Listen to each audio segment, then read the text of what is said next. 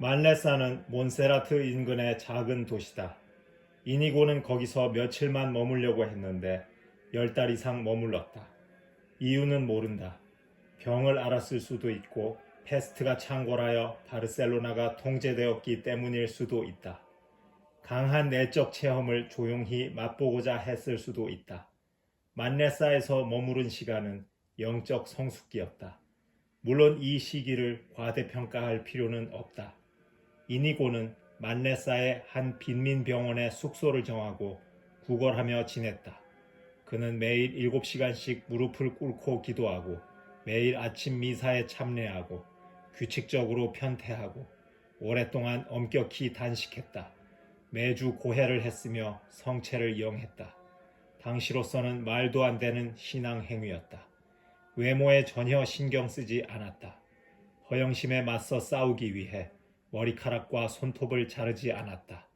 주일 외에는 금육하고 포도주도 마시지 않았다. 순례자의 보고는 이 시기에 일어난 그의 내적 변화 과정을 자세히 다룬다.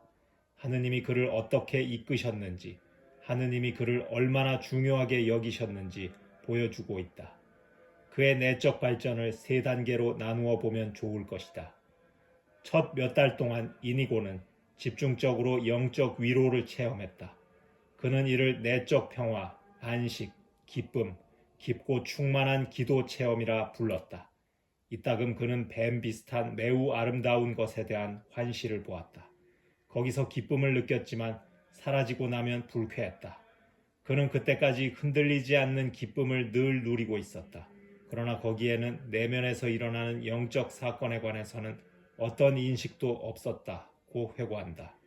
이러한 엄격한 평가를 보면 그는 이 시기를 비판적으로 보고 있음을 알 수 있다. 이 위로는 거짓 위로였다. 2번째 단계가 이어진다. 힘든 내적 투쟁의 시기였다. 혹독한 시련의 시기였으며 큰 낙담의 시기였다. 내적 공허, 지루함, 고독, 영혼의 무감각, 절망, 우울, 좌절로 점철되었다. 이니고의 이러한 상태는 심각한 세심증으로 발전한다. 세심증은 객관적인 실체 없이 주관적으로 상상하여 작은 것도 죄라고 여기며 심각한 양심의 가책과 죄책감을 불러일으킨다. 이니고는 설명할 수 없는 혹독한 심리 불안을 겪는다. 삶의 의욕이 사라지고 혐오감을 느끼며 자신의 존재를 거부하게 되었다. 세심증이 발전함에 따라 몬세라트에서 한 총고백이 과연 온전하고 유효한 것이었는지에 대해서도 의문이 생겼다. 새로운 죄인 줄 알았는데 실은 늘 같은 죄를 고백하고 있었다. 그렇다고 이를 통해 양심의 고통에서 해방된 것도 아니었다. 어떠한 고해사제도, 어떠한 보속도, 어떠한 사목적 조언도 그를 이런 곤경에서 벗어나게 해주지 못했다. 결국 그는 구원될 때까지 아무것도 먹지 않기로 했다. 그러자 고해사제는 단식을 멈추라고 명했다.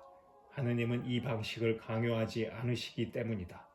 종국에는 구덩이에 투신할 마음까지 먹지만 자살이 돼지라는 것을 알고 있었기에 자살 충동도 이겨냈다. 죽음의 굴레에서 해방된 것은 고통스러운 몇 주가 지나서였다. 그는 갑자기 자기 삶의 방식에 거부감을 느꼈다. 그는 꿈에서 깨어나 다시는 과거의 죄를 고해할 필요가 없다는 것을 확실하게 느꼈다. 순례자의 보고에는 우리 주 하느님은 그 자비로움으로 그를 해방시키길 원하신다는 것을 확신했다고 쓰여 있다. 이 갑작스러운 도약은 부자연스럽고 심리적으로도 설명되지 않는다.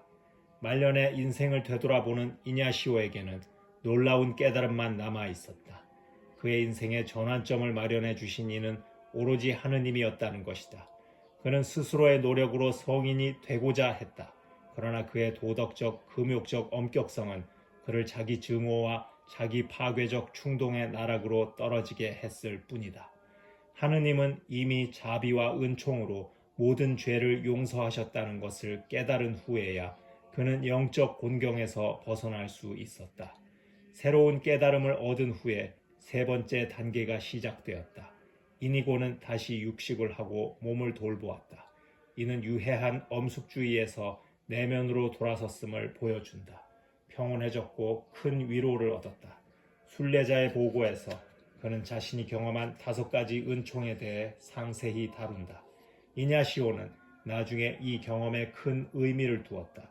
먼저 그는 삼위일체 관상에 대해 언급한다. 그는 삼위일체 하느님께 경배하고 기도했으며 위로와 기쁨을 경험했다. 삼위일체 하느님은 삶 전체를 통해 드러나는 그의 영성의 본질적인 것이다. 이어서 창조에 관한 환시와 성체성사에 관한 환시는 그의 영성의 기둥이라 할 만하다. 예수님의 인성에 대한 관상은 스페인 신비주의와 마찬가지로 이냐시오에게도 인간 예수님을 통해서만 하느님께 도달할 수 있다는 것을 보여준다. 그 무엇보다 중요한 체험은 카르도넬 강가에서 이루어졌다. 한 번은 말레사에서 1마일쯤 떨어진 성 바오로 성당으로 길을 나섰다. 길은 강가를 따라 이어졌다. 걷다가 그는 신심이 솟구쳐 유유히 흐르는 강을 바라보며 앉았다. 앉아있는 동안 환시를 보지는 않았으나 인식의 눈이 열리더니 영적 사정, 신앙과 확식에 관한 여러 가지를 인식하고 깨닫게 되었다. 만사가 새로워 보일 만큼 강렬한 조명이 비쳤던 것이다. 깨달은 바는 많았지만 오성에 더없이 선명한 체험을 했다는 것 외에는 자세한 설명을 하지 못했다. 그는 후에 62해의 삶을 되돌아보며 하느님께 받은 많은 은혜와 그가 알고 있는 모든 것을 다 모아도 그 순간에 받은 것만큼은 되지 않는다고 생각했다. 이 일화는 이냐시오의 체험이 지닌 독특한 의미를 명확히 강조한다. 중요한 것은 내적 눈으로 본 상, 즉 환시가 아니라 신학적으로 많은 것을 알려준 깨달음이었다는 것이다. 신중한 이냐시오는 하나하나 다 설명하지 않았다. 참된 신비 체험을 한 사람은 경험의 내밀성을 간직할 뿐 사람들 앞에서 그 경험에 대해 허풍 떠는 법이 없다. 이냐시오가 자신의 경험을 이야기한 것은 동료들의 강력한 요구에 의한 것이었고 자신의 이야기가 초창기 수도회에 도움이 될 것이라 여겼기 때문이다. 이니고가 성당에 도착하여 십자가 앞에서 감사를 드렸을 때 그는 다시 한번 말레사 초기에 경험했던 뱀에 관한 환시를 보았다. 그는 이 환시가 속임수임을 확연히 알았다.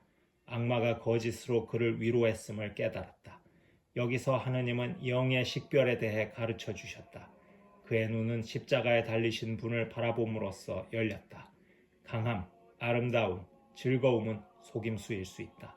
참되기 위해서는 고통의 우매함과 추함을 관통하는 위로가 있어야 한다. 말레사는 이니고가 영적으로 성숙한 곳이었다. 첫 열정은 맨발로 서는 것과 다름없었다. 과장된 고행과 영적 노력은 그를 행복하게 해 주었지만 실상은 거짓이었다. 우울증, 세심증, 의심의 단계를 거쳐 정화되었기에 그는 참된 위로와 하느님과의 충만한 만남을 얻게 되었다.